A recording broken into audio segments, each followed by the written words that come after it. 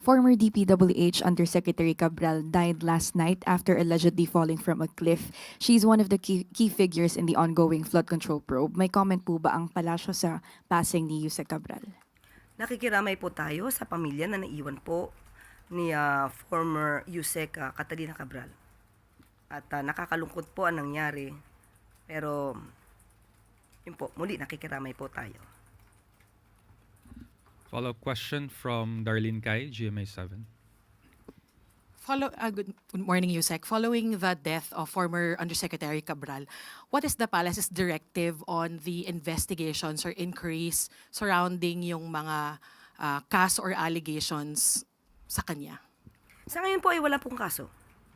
Inquiries or investigations concerning projects involving former Undersecretary Cabral. Nasa kamay na po iyan ng mga mag-iimbestiga. So sa ngayon po, wala pong kinakaharap na kaso si Yusek Cabral. Follow-up question from Katrina Domingo, ABS-CBN. Good morning, Undersecretary.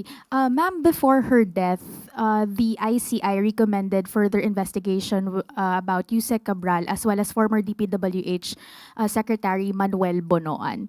Is the executive branch tracing his whereabouts considering that he was supposed to return to the Philippines on December 17 and the immigration says he is not yet here?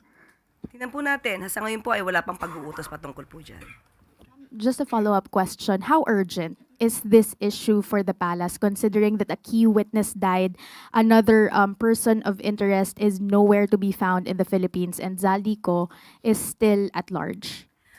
Okay, ginagalang po natin muna, pansamantala, ang pribadong buhay at ang pamilya po ni Yusek Cabral. Sa ngayon, wala pong pinag-uutos ang Pangulo at muli, walang kaso. At kung meron man pag-iimbis ng gagawin, bahala na po. Nasa kamay na po ito ng mga investigating bodies. As for Mr. Bonoan and Mr. Zaldico? Mr. Zaldico, meron pong red notice tayo nire-request for Zaldico. Kay Mr. Bonoan, tingnan po natin, supposed to be December 17. Siya naman po ay pribadong tao. Tingnan po natin kung merong kaso maisasampa sa kanya. So, doon na naman po siya siguro papatawag. Next question, Eden Santos, Net25. Yusek, quick follow-up lang po dun sa kay Yusek Cabral. Ang Pangulo po ba walang direktiba para sa swift investigation dun sa kanyang pagkamatay po? Para malaman lang din yung ano bang nangyari. Meron po ba direktiba ang Pangulo sa PNP, sa NBI, CIDG? Hindi na po kailangang iutos to. Mandato po ito ng PNP, ng SOCO. Malaman ko ano po ang nangyari.